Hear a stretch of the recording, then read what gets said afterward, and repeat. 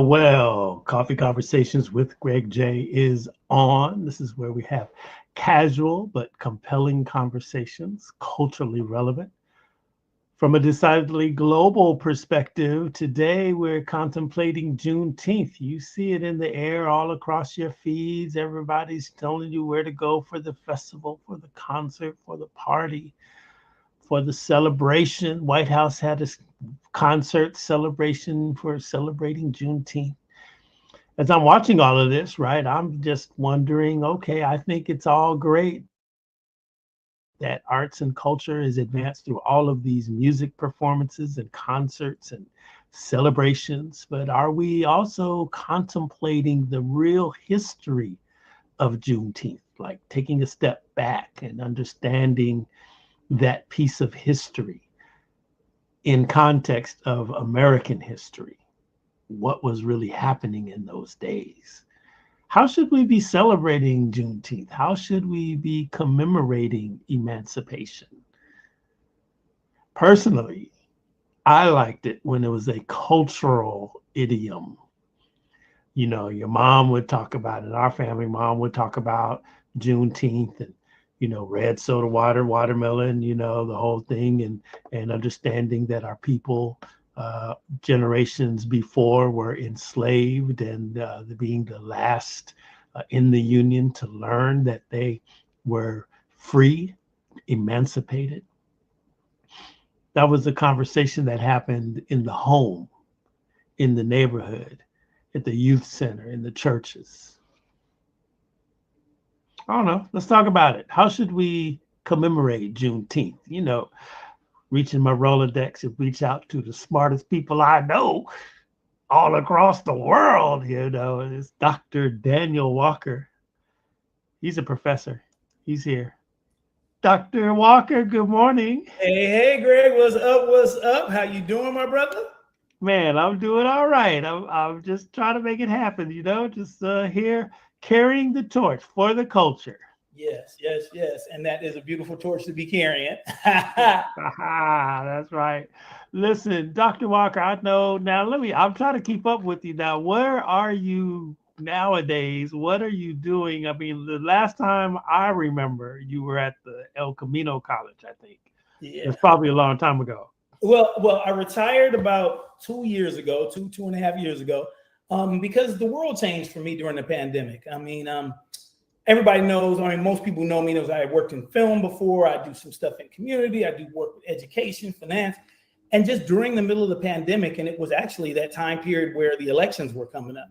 And you may remember, we were all just it was just a whole lot of craziness going on. And I was in teaching class, and I was teaching Zoom now, and I don't really like teaching on Zoom. And all of a sudden, you started the semester out, and all the little windows that everybody has were all open, you know, they were all on. You see little bright, shiny faces. And as every day went on, less and less would come on, and then less and less. Then sooner or later, I'm up here doing a whole lecture to one person who's still on the Zoom. Yeah. And so I did something. I took my phone and I turned it around, and I started to record my lectures.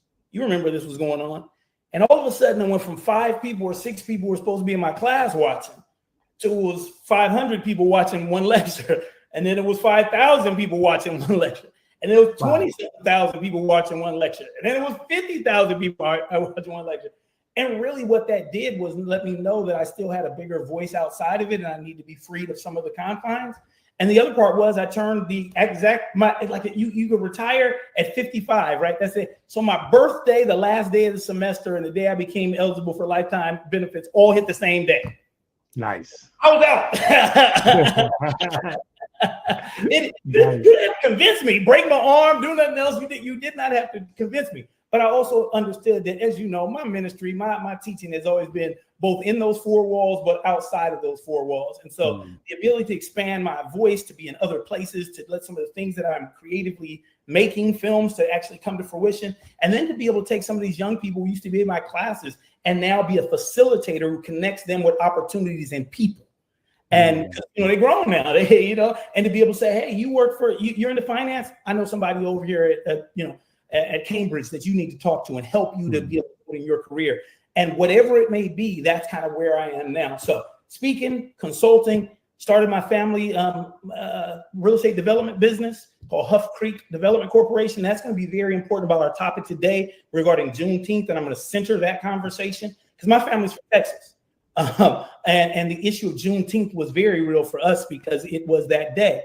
My family's from East Texas. Some of you guys may know about the killing of my cousin, James Byrd, in January of 1998, lynched literally on a road next to our cemetery, Huff Creek Cemetery, where we have buried our people since enslavement. I mean, there are tombstones in my family cemetery that say born a slave, died 1921. Wow. That's history. That's how deep it is. And to all of us who come from East Texas, where there were, some people don't know this. And this is one of the things, well, let's go. You asked me what it is, but go. There's some things that we need to know about our emancipation and how we stood up and moved forward very quickly after it. So when we talk about it, I think it's a celebration day because it is that day in the Bible of Jubilee when you finally got free.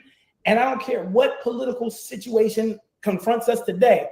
We as a people, it's like you talked about when we used to do it in the house and we used to do it. We have to celebrate these days because it was collective effort of us to do the biggest thing that ever, it's the biggest thing ever. I don't care what you say. Okay, I got my painting in the net or whatever else. That's big, but us getting out of them chains was the big one. And I don't think we should ever forget both that we had been in them, not because we want to be a victim, but to remember what can happen when politics is interesting and votes are interesting. And it was a vote that allowed slavery to happen, and it was a vote that allowed slavery to be ended. You get me? Or an interpretation of a Supreme Court decision. So that thing about legislative action, Senate, the president, the judicial branch, I think that Juneteenth makes us celebrate, but it also makes us very aware that those institutions at times can conspire an entire group of people and create a system that no one questions for hundreds of years, even though on its face and on its back, it's inhumane. You get me? So let me ask you a question about that. Now, okay, so this is facts. You telling us facts, but when we sit in these diverse spaces, now that it's a federal holiday and whatnot, it's in the main, it's in the town square. So, what I'm saying? White folks are trying to figure out, okay, what is Juneteenth? And they're asking their coworkers, or maybe you're in a meeting. I was in a situation where I was asked to explain to a room full, I'm the only brother there, what is Juneteenth? And I did, but during the course of my presentation, I was just at the same time feeling very strongly these people have no care in the world what I'm talking about right now. It's not important to them, and they want that. It was clear, they may not say it, but it was clear they want that history erased. What would you say to those people that are in these diverse situations that are being confronted with the question, explain Juneteenth to us? All right. So remember, I'm an educator, so I'm always taking an opportunity to educate. I believe that when people don't know, that's why I exist. You know what I mean? That's my job. It's not, if everybody knew everything, I'd be out of business. All right. So my job is that there are people who don't know. So I think that our history is that important, that great, that every opportunity I have to be able to tell somebody about our history from our perspective. Now, if I talk about Juneteenth, the legislative and Abraham Lincoln, all stuff. No, I got to talk about the fact that there's a movement from the time we got here in 1619 to free ourselves. This was the culmination of it. And I'm proud of it. I'm proud of the fact that my people have endured, have strength. And if they give me 10 minutes or 5 minutes to talk about how great my people are, I'm going to talk about it. So I think even though I may be like, these people have nothing, but I don't know every one of those people's mind. I don't. I can be projecting onto them something I believe, but I do not know. And I've had so many times where people have come up to me that I swore they were diametrically opposed to what I was saying, and come up and say the reason I was silent is because I didn't know. And I was just going through my head going, why don't I know this? You know, literally, like, I went through school, I got a degree, and I don't know this. This is now, I'm messed up because I feel like somebody cheated me. You know what I mean? My school, my education. So, you know, Greg, I do this whole me, Paulette Brown, you know what I mean? Me, Miss Cheryl Brown. We've been taking teachers on this Underground Railroad study tour for the last 25 years. That's a bus from Maysville, Kentucky, up through Oberlin, Ohio, across to Detroit, across the Detroit River into Canada, visit emancipated communities like North Buxton and the Walls family. Then we go to Niagara Falls, which where Harriet Tubman used to live on the Canadian side when she was wanted because she was a fugitive in the United States. And then we end at Frederick Douglass's gravesite in Rochester, New York. Man, I've seen people on that bus whose color wasn't like mine, who at first were so antagonistic because this was like, you're just making this stuff up. I've been chosen to go on this for my school district, but I don't really want to be here. And then by the third or fourth day, that person gets really silent. They stop jaw-jacking about all the stuff that's wrong. And then by the eighth day, they are like, I'm sorry. I just didn't get it. This one dude, I'm going to tell you, this one dude said to me, he was a teacher, and he said, look, I always felt that whenever Black people said anything about reparations or anything about rights, that they were all just crying because they didn't want to go to work. This is what this guy said to me. And he's telling me honestly. And as his throat is cracking, he goes, and I was wrong. And you can tell how deep he was, because you remember, if your mama tells you something, your daddy tells you something, the people you live around, because they're a homogeneous community, all tell you something, then every one of these systems that you go through, educational system K through 12 and a certain tells you the same story. You believe that anybody else saying something has to be wrong because your educational system, your mama, your daddy, your friends, and your community told you a different story. Yeah, that hurts. That's hard for people because the last person you want to think was wrong was your parent. Yeah. The last person you want to think stirred me down the wrong path was that. But I always tell them, I say, look, you guys, everybody here, you may be non-Black, but that was the past. That is not you. But the question is, what do you do now that you have this knowledge? People change who they are. I've seen people go in and fight against school districts who were the person who I never thought was going to be that. We had a dude on the tour this year who I thought was totally disengaged last year, and he brought 15 people this year. Wow. You give me, so I'm saying, and I have to learn this, man, because it's hard. Because, we've been through so much that I project out sometimes. And I got to remember, I can't do that, Daniel. I can't. Why? Because I don't know everybody's story. Somebody else may be dealing with it. They're disengaged because their mama died. You don't even know. You think that's it. They thinking about something totally different. So I have to just go into the situation with the pride and the opportunity. I get to say this now. You did. I wish you knew, but I'm not going to let another day go that you don't know. How are you going to know? Somebody has to educate you. Somebody. When I used to be in the classroom, I say, it's like that. And I'd expect the kids to say, and that's the way it is. They're a different generation. They didn't understand nothing about Run DMC. Now I can get mad. You don't understand hip hop. Oh my God. And go up. And what instead I do? Let's go back. This is Run DMC. You get me? So I'm an educator, man. You got to remember, I'm going to always be the only way I have a job is that there's people who know. Because if they hire me to come in and speak to tell them everything they know, I'd be wrong. It's people who don't know. So we got to do it. And Greg, you have such a big platform, man. People look to you for leadership. It's not just they was calling anybody. They look to you because you have a sense that is, tied to where you come from, tied to who you are, everything else. But you have a way of communicating with people in a way of making them feel safe, but also bringing up the real issue at the same time. You're about moving forward. So they called you for a reason, bro, because they wanted that. I'm in the game. All right. That's what you're doing right now. We're educating. So listen, so the Juneteenth, okay, so now here we are, federal holiday, and I'm wondering as a community, this year I'm really just vibrating like, okay, what should we be contemplating in our soul of souls? How do we, because I actually think as a people, we're in a cultural revolution right now. I really think that we're being portrayed in the main as these just violent, senseless people. I think certain things have tainted our culture, and maybe you could chalk it up to my age or whatever. I don't think so, young people. I think I'm kind of relevant still. I see what I see. I know trends change and everything. I'm not mad, but some of the stuff that's going on right now is crazy. And to me, I just think it's the machinations of a larger system that's purposely trying to portray us in what I say is a negative light. Now, having said all of that, when we have this holiday, I really believe that they made it a federal holiday to pacify us in a time of very strenuous civil unrest. This country was about to explode in the wake of the George Floyd murder. And we got Juneteenth out of it. Okay, so here we have it. All right.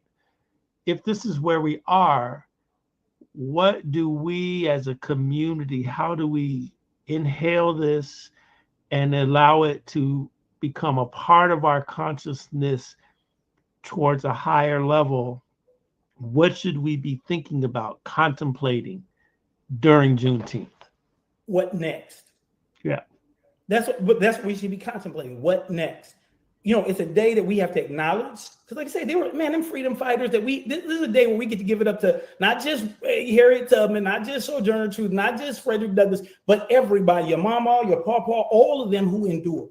So we get an opportunity to be able to do that. The question, like I say, afterwards is what next? Given who they were and what they did, and we always talk about this, how much they did with how little they had and how little we do with how much we have. You get me? And that whole issue, I think, should percolate in people. You know, these are people who said, I just got to speak up, truth to power. I have to. Even though there may be consequences, I got to. Why? Because I got to worry about the next generation. I can't have them enslaved again. You know, so what next for us? Celebrate those heroes and heroines who did what they did, because they need to be celebrated. We need to pour a drink out for them. We need to give libations for them. We need to, you know, praise the beautiful black bridges that brought us over, you know, as they talk about. We need to do all that and be in reverence when we do it. You get me? We need to be like, boom. So I'm throwing it out there for my folks, you know, for the Birds, for the Bowies, for the Y singles, for all those people in East Texas that are the Shankles, the people in my community. So I think we use it to educate people about what they did with so little. And then we ask ourselves, what next? So I got this phone. So I got this internet. So I got these opportunities. What do I do with it? What does a freedom fighter look like in 2024? And what tools do they use? And they may be different than the tools that they use to fight the institution of enslavement, but they're tools. So what next? I always say this to young people, you know, it's like a relay, you know, and everybody got their part. Well, like Greg, we were just talking about being a little older right now. You know what I mean? I'm ready to hand it off. You get me? Yeah. And the real issue is for the next group to say, and what am I going to do to extend it? Am I going to drop the baton? Or am I going to turn that corner like, here I come, you know what I mean? And out of all that people thought that I was, come back out in that end with my head held high, creating and innovating for a next wave. Mm-hmm. That's what I think Juneteenth says to people, because we still believe in the midst of things that just, you know, just I don't know how they existed that way, honestly. You know what I mean? People call me a punk, whatever you want to use the word, but I don't know how you exist like that. I don't know if I have that strength. I know people always try to say I'm this, I'm that, I would have did this. I don't know if I could be on the bottom of that slave ship up for 8 weeks, shackled to other people next to me with excrement and everything else coming out, and get out and still have a halfway straight mind. You know, we talked today about post-traumatic stress syndrome. We talk about post-traumatic slave syndrome, that we have things that have come from both, not only that institution of slavery, but that other quasi-institution called Jim Crow that did not allow us to be fully free. So we have to be conscious of those things, because we understand that they are a part of what has traumatized us. And then we got to come up with ways to be able to take that and turn it into energy and fuel for the next generation. It's young people, if they're watching this now, we don't remind you of this to make you feel like, oh my God, it's so terrible. And all those no, it's to realize who you are, what kind of backbone you got, what kind of endurance that you have, what kind of, you know, code switching to help something move forward. You know what I mean? The people who can sit in the middle and be like, I'm the privileged one, but I still am keeping everybody, you know, ear open on what's going on. You know, the stereotype that we defy every day. Greg, one of the things, like you said about how they try to portray us a certain way, right? You know, as violent, I ain't burned down a whole community in Tulsa about violence.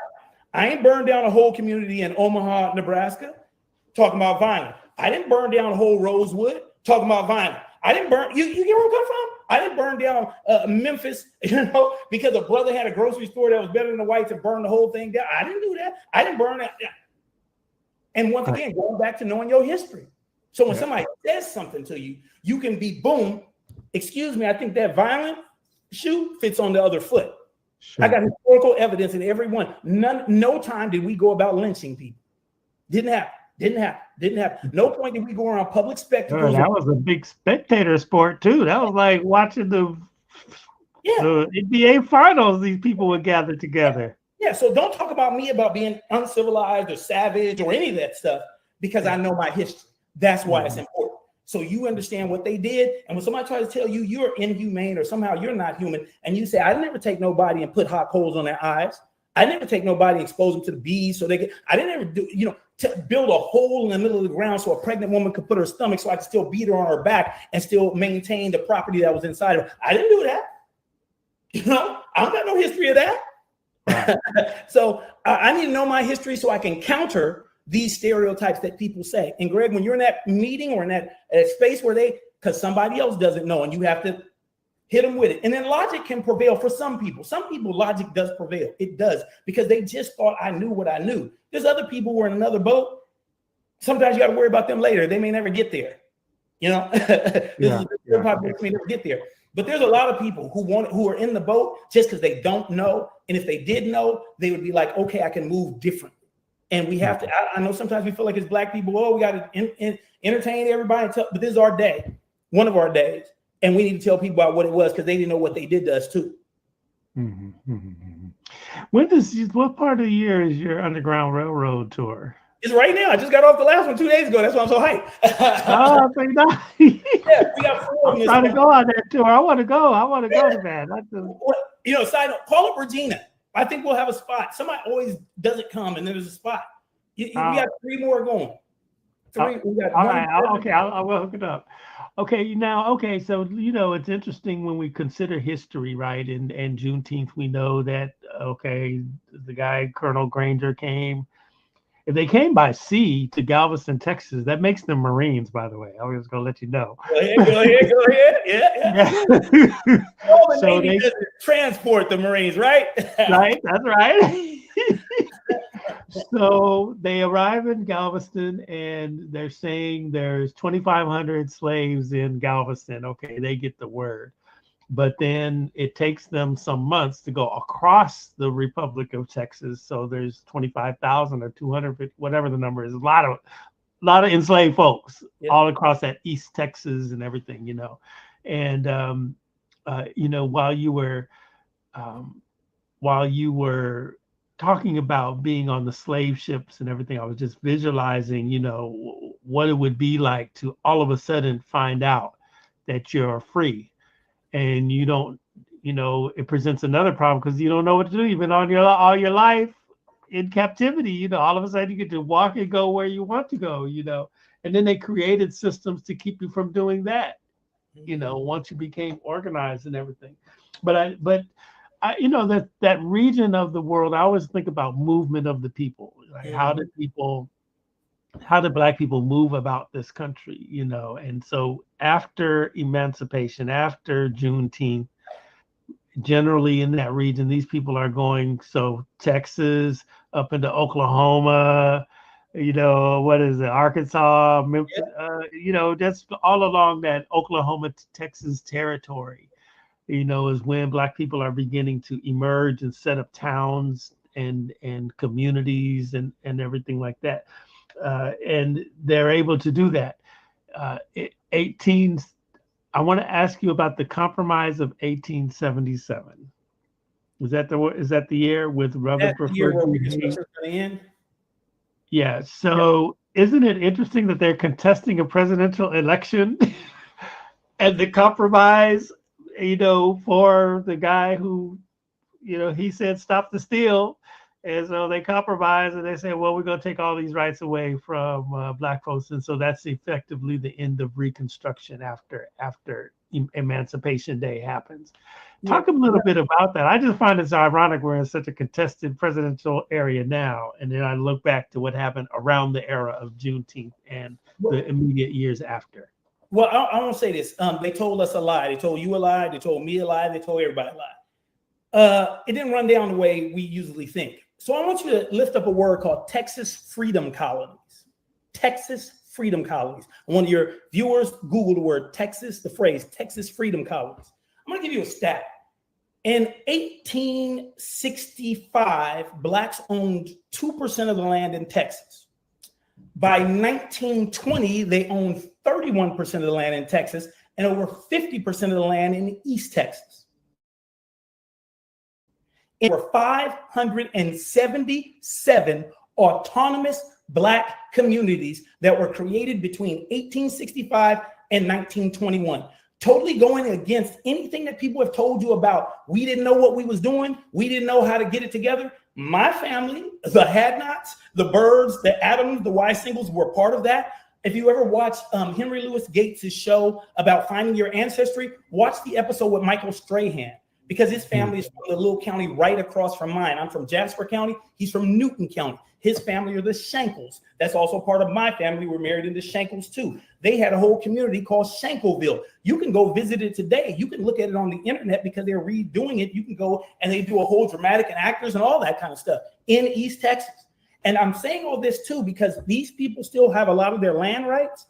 And because of there's a new discovery of shale fields that go from Oklahoma all the way down to Louisiana and Texas, all of these big oil companies are trying to get everybody's land now because it's a shale field. We used to draw oil a different way, but now it's fracking.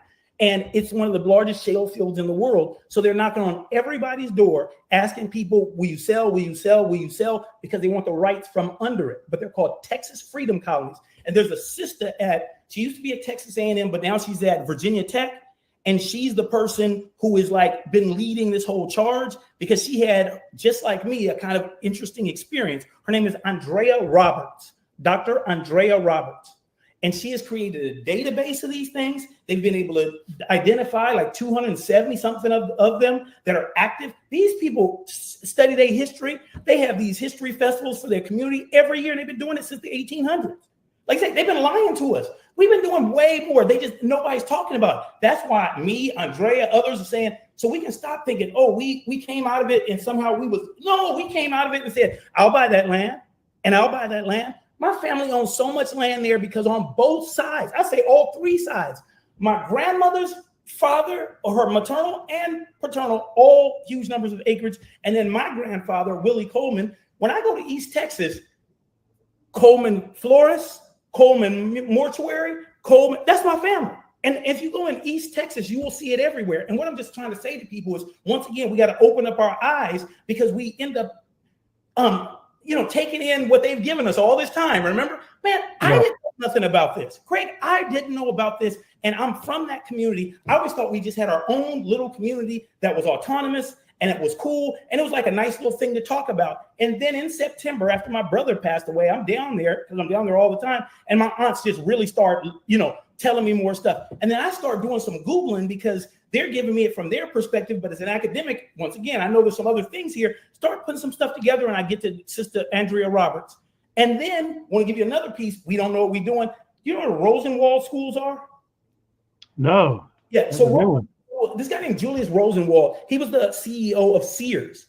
And when he retired from being the CEO, he wanted to do something to try to help educate more Black folk. So he and Booker T, and because we should call them Rosenwald/Washington schools is a big thing to make sure people say that now.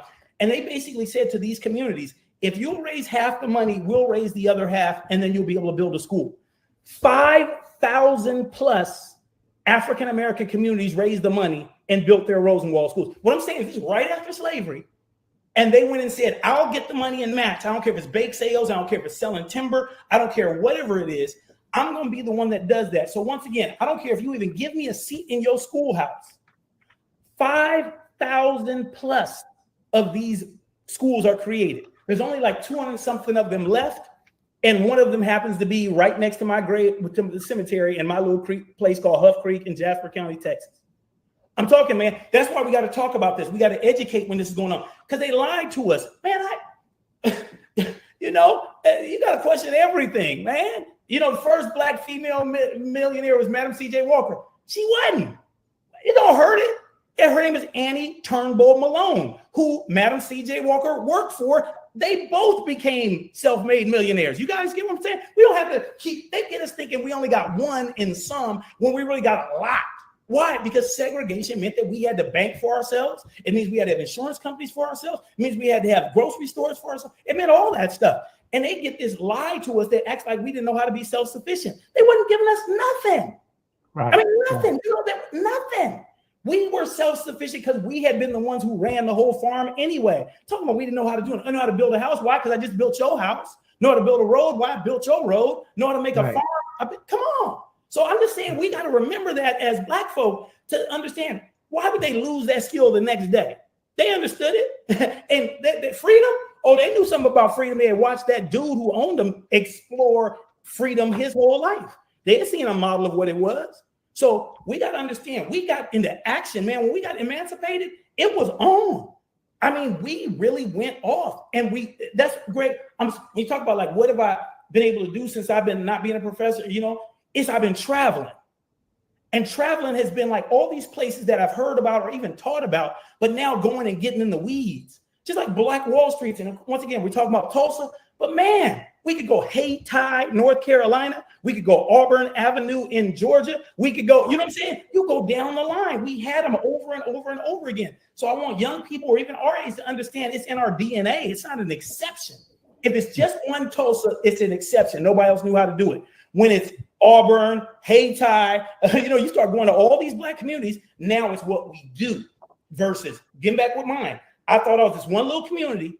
And you would think that I would be like may say, I'm mad because I found that there was 576 others. No, I feel great about it. Why? Because that shows who we are. It's in our DNA. It wasn't just my great-grandfather happened to be some enterprising person. Everybody in that community was enterprising.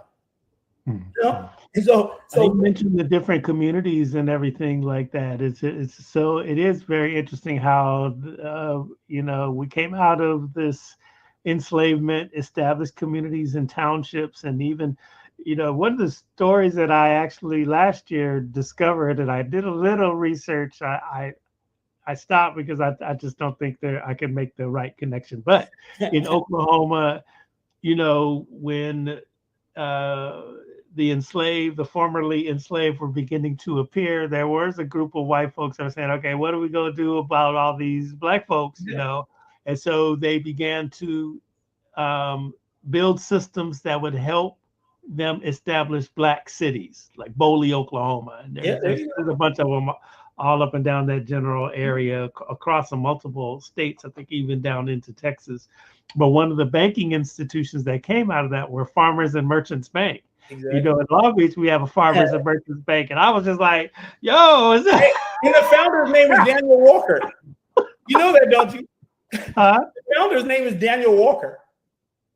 Oh, yeah, sure, that's right. So I always stand by that one on Pine, and it has the founder's name, and I always stand right by it, and I feel like that. And sometimes I've called them one time, and I said, it's Daniel Walker. And they were like, wow. No, literally, it's the Walker family, not my Walkers, but yeah, just throwing it back in for Farmers and Merchants. Keep going. That's right. That's right. Wow, so funny. This is very, very interesting to see how this whole thing happens. Do you believe that when the president Abraham Lincoln made the Emancipation Proclamation, was it like this because he was just this magnanimous guy that they portray in history, or was this like a move of politics or an act of war even because he's hitting them in the pocket? I think everything about him was questionable, but I think he's like many politicians. So people need to know Abraham Lincoln's first design was that the Blacks would be freed and then moved to Central America. Okay, so right where the Panama Canal is, the notion was, you can Google it anyway. It's been in the New York Times, but Abraham Lincoln colonization. So that was his initial thing. Frederick Douglass and a number of other people started getting in his ear and was like, we built this country. We ain't going nowhere. You don't have us build all this stuff. Now you want us to go somewhere else. No, we ain't doing this. So that then pushed him, because Frederick Douglass was also pushing him to let in black troops, because they weren't for the first 2 years of the war. That wasn't the case. The Emancipation Proclamation comes around 1863, January 1st, says that all people held in bondage in these states that are in rebellion against the Union are henceforth free. That's waffling right there. It's only in places that are in rebellion against the Union. You guys know there were 17 states that had slavery.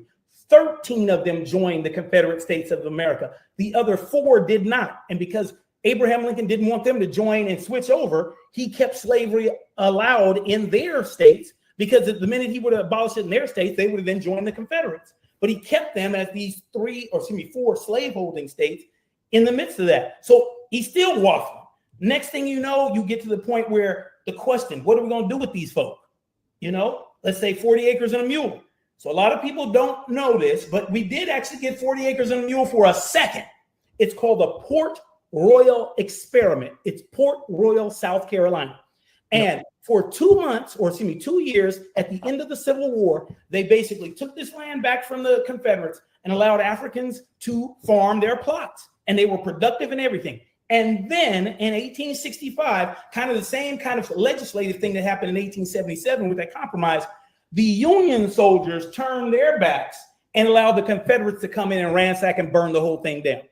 And then after that, Abraham Lincoln says, I don't think I can do that, because this is what the result will be. He should have stayed the course, because at some point, if the federal government is there to protect the law, then the law will be protected. That's what happened between 1865 and 1877. The federal government protected black rights. That's why you got PBS Pinchback, who becomes the lieutenant governor of Louisiana during that time period. And then for like 40-something days, the governor of Louisiana, because the governor had been booted. PBS Pinchback then establishes Southern University in Baton Rouge, Louisiana. It's that little time period that these active. So we were doing our thing. This is an opportunity for them to backlash on us. But the reality is, in every realm of endeavor, we stepped in right after slavery ended, and we're not just competent, but in many cases, excellent, you know? And we have to remember that. They've drilled it into us for so long that it almost makes you not believe when you see other things. Like, we couldn't have had that. You know what I mean? Sometimes we do that. We couldn't have had that. And I've had to shake myself at times, because I grew up in California, where you don't see it, where you don't see all these other things. And you go, man, Birmingham, Montgomery, Mobile, Natchez, you see what I'm saying? Baton Rouge, Lake Charles. These are places where we've been. And those places, brothers and sisters know how to make a house still, know how to work heavy equipment still. I'm saying there's some other things and when we realize, in California, we'll say, well, no, we've lost that. We never were able to do that. They just kept with the skill set and perfected it as they move forward, you know? So there's been so much that has been lied to us. And I'm saying this as a person who taught this stuff for, 50, 25, 30 years, and then have to even go and actually see and touch and change even what I said in class sometimes, because I didn't know the magnitude, because I've been so controlled by them to believe that we couldn't do big things, only small things. Then I'm like, you say something big, I'm going, I never heard about that one before, the one that they gave us, right? That hurts us. But that's why we got to keep telling this history, keep telling this history, keep telling this history, keep telling this history. So every chance we get an opportunity to tell the real truth, we should take it, because we don't know who's in the audience who's going to run up and say, I didn't know that, now I'm going to pursue. Because if humans have done it, humans can do it. You know, when I told you, what am I doing? So now I've opened my development company, my real estate development company, and it's called Huff Creek Development Company. Huff Creek is the community that my family came from in Jasper, Texas, where they accumulated over 1,200 acres on one side and like 1,500 on the other side. So it says now, my little moniker is being made, established 1865.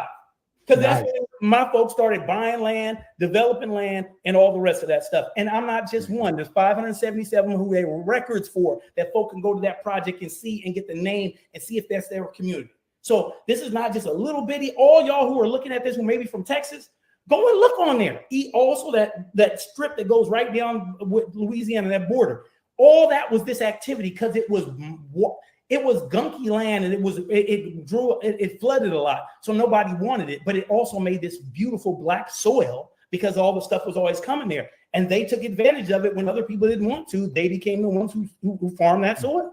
you know? Let me ask you this. Is it everybody look out possible for the that we may have land in our family? Like if we go back, because sometimes, I mean, if you like us, the Johnsons, I mean, there's not many of us that we know of around, and I actually am on a mission to trace my lineage in America. I'm on that trail. That's one of my hobbies, right? Just trying to figure it out. Is it possible that somewhere down there in Texas we have land? Because a lot of times after this happened, Black folks got their land, they were telling, but it was taken away from them, or the records weren't kept in a very good manner. We have to do some detective work to find out where our kinfolk are buried. I remember I was at Port Royal. I was stationed right there in Beaufort, South Carolina, and I remember seeing the Black graveyards. I mean, you'd be walking along the road and you look in the woods, you're like, wait, that's a cemetery, and it would be a Black cemetery. I remember going down to Texas with my dad, looking for his father, my grandfather, his grave marker. We had to chop wood and weeds and stuff all out of the way just to even find it. And it was like a full-on day excursion. Do you think that there's possibility of still having land down there in the South? Oh, yeah. Especially all of us California people. Listen, you guys, the migration pattern to California was Arkansas, Louisiana, and Texas. Meaning, not saying that people didn't come from other places, but the pattern was primarily that. Just like North Carolina the pattern was to go to New York. You know what I mean? It's just different. Mississippi, the pattern was to go to, guess where? Chi-town. Okay. But our diaspora in the South is primarily, once again, there's people from other places, but primarily in the Great Migration, it was Arkansas, Louisiana, and Texas. It's called heir land, H-E-I-R land. Many times people have put it in a trust, and it means nobody can sell it. It's just the heir's land. So somebody might want to watch a documentary that's on Netflix or Amazon right now called Silver Dollar Road. Have you got a chance to watch that one? It's about a family right there in South Carolina who this is their land, but then what has happened in terms of their fight for the land and what has happened in terms of even two of the main characters in the documentary, these two uncles, ended up being, because they stood on the land, ended up being arrested for standing on the land and then held in jail for almost 10 years. This is what's happening right now as we speak for this. I mean, this is not some 18 whatever else, but it's a story that starts in the issue of enslavement, turns into a person having this land, turning into heir land, and then these interesting battles that people are fighting. So I want everybody to watch that. Silver Dollar Road, I think is it. And it'll give you some sense of, yeah, you probably do own something. And it's not a lie when your parents say, we used to have this, or we used to have that, or we had a farm. It probably is true. And you can go on land records. The great thing now is you can look up land records now. You can go to a county and you can basically pull up all the land records for every 10 year during census online. And so I'm able to look out and just go, I can literally say this. This is the street my grandmama lived on in Jasper. This is the street my great grandmother lived on. This is the property. I can even understand how her and my grandfather met because he was in this part of something and she was here. But you can really check all that stuff out, and it's available to people right online. You just go to the county, you look for the county records, and then you can go down and they have them for every 10 years, and it will tell you who owns what, and it'll have it by surname and everything else. So if you think you're from, Opelousas, or if you think you're from Bayou Gula, or you think you're from Tougaloo, all these great Indian name places and whatever else, and we know we all got Indian in us. Literally, for people to understand that even on those reservations, a lot of us, it wouldn't lie when your grandmother said you had Indian in you. Because think about it, the two most oppressed groups, and they right next to each other, they gonna find kindred spirit. Sure.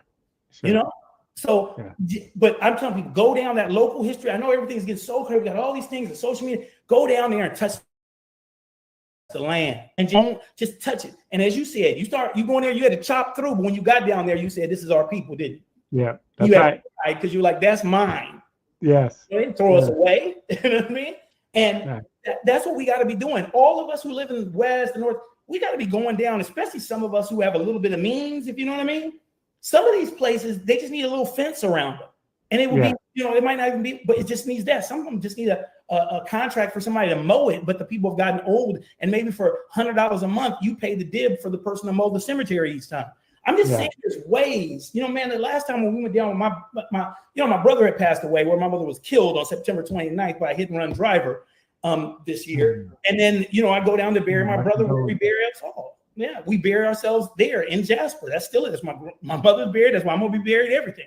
And it was in that time where I was so broken that my aunt opened up this whole other world to me when she started just going around, walking to every one of the tombstones and saying, Daniel, that's such and such, that's such and such. Boom, he lived over here, he did whatever. And then my other cousin just started, and they know I'm a historian, they know what I do, but they were just like, now here's the deep down, this is a different thing. And their community history tied with what I know about the bigger picture, how things fit. Oh man, it's turning into some great stuff. I mean, Greg, I've done big exhibits in LA already. You think I tying that with this local? Oh man, it's going to be crazy. Yeah. That's how God did it. I had to go away, like some people had to go away and find a new whatever, and some people stayed. The era now is to bring it back together. That's right. Bring it back together. So. We do. And Dr. Daniel Walker, I mean, this is such a fantastic time together. I want to bring you back. There's so many things. There's so much more. Hey, you can bring me back to talk about freedom communities, and we can bring on Dr. Roberts and just have her talk about it, man. I didn't know. I'm sitting up here as a historian. I know about my place, but I did not know that there were all these other communities. And once I saw it, man, and you go on the Freedom Colony site, you can see them. You can see them that they're all, they're doing a mapping project. I'm now bringing in Paulette to be able to, she works with Esri and that whole mapping stuff, because it's amazing. And most of us still own the land. I looked it up when you said it. I looked it up on my phone. I see this is a deep dive. I got to go in here. Greg, it'll change your whole, man. I told people, I said, there's Daniel before and there's Daniel now. It's different. Wow. Because I'm touching these places. I touched a lot of places before, but I'm saying really getting in and having the time to dig in versus I read it, I saw a documentary, maybe I went by real quick with a tour group. No, now I'm digging in places and being like, oh man, I like Huntsville, Alabama. You know what I mean? There's SDA experience there at Oakwood College, heard about it, seen it, got friends, take 6, everything that went there. But now I'm finally touching it and feeling. And then you see the historical markers of stuff that just passed us totally by. Like I'm in Charleston, South Carolina, in front of this hospital, and there's this big podium. This big marker. It's talking about Coretta Scott King working on behalf of the unions to be able to desegregate and bring better wages. Local union local 1199, but to bring better wages to the healthcare workers in South Carolina. Wow. And I have never in my life ever heard anything like that. And so it gives a king, because we look at her just as his wife and not what she does as her own agency. And then looking at what she chooses to be active in on her own, this issue, unionization, people power, those things. Man, there's so much out there, even for the people that we think we know. Yeah. They ain't never told us it all. So I want to encourage all the people who are historians, all the burgeoning historians, keep going forward, because there's way more stories to tell. And for everybody who's, hey, this is my family history, record everybody who's living right now. Take the oldest person in your family, turn your phone on, put it on something, just like you're doing on your own TikToks, and ask them questions about where they came from. Ask them questions. And then you do the legwork of filling in the blanks, but they'll give you the guidepost, or give you the map. You're going to love that recording more than any recording you ever had. And the day that person passes, you'll know their spirit is in that recording, and you will have it for your life forever. And if you don't do it, maybe it's your child who takes up the thing. But everybody, that's the most important thing you do. Take your phone and record the oldest person in your family tree and ask them their story. Don't project into it. Ask them what, because you're just filling in blanks, and they will start to come alive. It's a great intergenerational thing to do with your kids, where you got these teenagers who got all this technology, and you got mama and papa who got the story, but we sometimes don't know what to do with these phones. We mess up. But I'll just implore people for that. If there's one thing you want to do for Juneteenth, record your oldest family member. Make sure you get the story. They can transcribe it on your app and turn it into words in 10 seconds. And then use Ancestry.com good? Say what? Ancestry.com. Can you trust that one? So, all right. So I want to say something about Ancestry.com, but in 2 ways. So all the genealogical sites are owned by one entity. The Church of Jesus Christ of Latter-day Saints. So it is connected to the Mormons. It's all because part of the Mormons' theology is they have to vet people like to their last degree. So from the beginnings of their faith, they have been genealogy people. That's what they do. So it used to be, it's the database, which is every birth, death record in the world that's ever been produced that someone can get to, they have. And they used to just use it for themselves. And then somebody decided, let's go ahead and digitize the platform and we can now do this. So it's what they do. And so even when you're trying to find your own family history, and I know some people may think this is crazy, but there are these things called family history centers inside of the Mormon churches. And they have these people in them who are trained at the highest level. You can walk in there not knowing nothing, and you can walk out having your whole family stuff taken care of because they're that adept. That's what they do. They know every software because they're trained. That's what they do. It's part of their faith. It doesn't change nothing about you, but they have everybody's record because that was for their faith. That was an important thing to keep.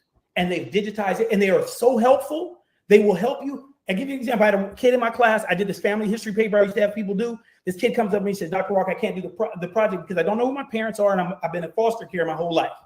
So this is an unfair assignment because, so I said, well, maybe you do it on the person who's your caretaker right now, you like her, whatever else. But I'd also talk about this family history thing. So she goes down to the Family History Center in San Bernardino. About a week later, she gives me a call. She said, Dr. Walker, I won't be in class this week. I said, why? She says, I'm going to Texas to be with my family. I said, what? She had found out from them that her family, she was in San Bernardino County. Everybody had still been in San Bernardino County.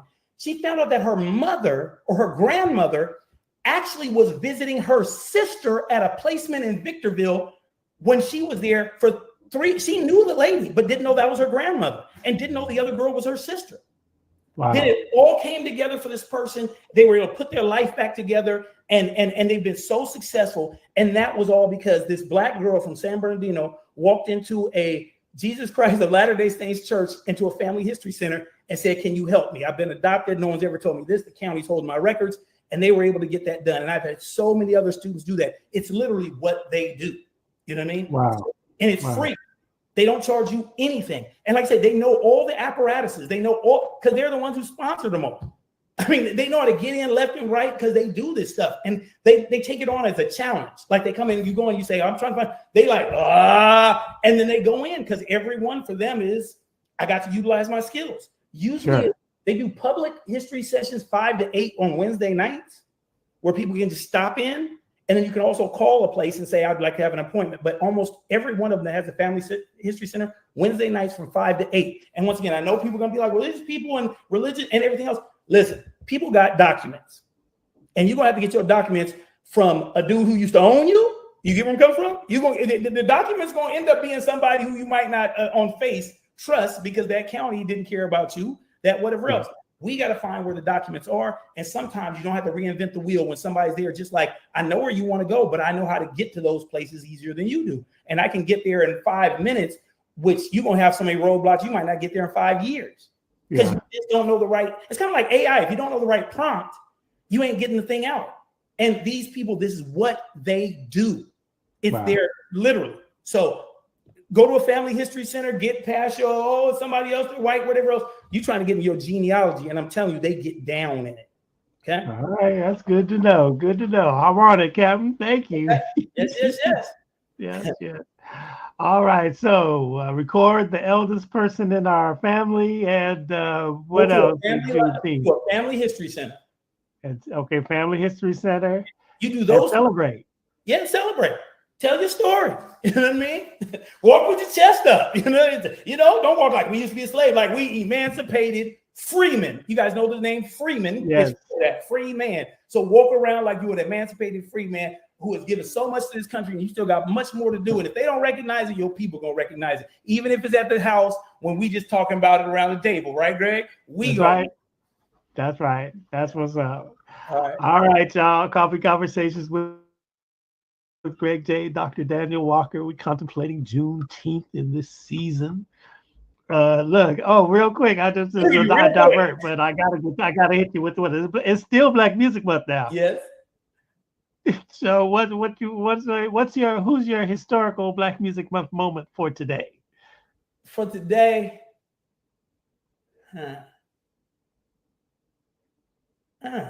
Oh, I'm gonna throw it out. My great uncle from the same place. His name is Aaron Thibodeau Walker, or AKA T-Bone Walker. He is my great uncle, and he's from East Texas / Louisiana, and he's the person who electrified the blues guitar. Second year of inductions in the Rock and Roll Hall of Fame. That's my uncle. If you ever want to see a great picture, is doing a splits with his guitar behind him in like 1946. But it's T-Bone Walker. So Aaron T-Bone Walker, they call it Stormy Monday. Tuesdays just as bad. That's his jam. But he electrified the guitar, and that's my people. Wow, look at that. All right, well, very cool, very cool. Look, mine is the day I met James Brown. I think that might have been about 1990 at Radioscope, Bailey Broadcasting Services. I couldn't believe it. The dude walked into the room, and I was just like, "Oh my God, it's James Brown!" That's all it's called. Like really right now. I'll put that picture up for that. That's Black Music Month, y'all. Yes, man. All right, you can get us Coffee Conversations with Greg J. You can get us on our Facebook. You can get us on Beat City Radio, beatcityradio.com. You can get us on where else? Spreaker, Spotify, iHeart. Just go ahead and punch in Coffee Conversations with Greg J. YouTube, please. And when you go to YouTube, like and subscribe our channel, please. You can see the visual part. The audio will be on every podcast platform in the entire world. Yeah, that's it. Juneteenth, Emancipation Day. It's coming. It's around. Think about it. Above all, love one another, y'all. Just love one another. Love one another. Peace and blessings.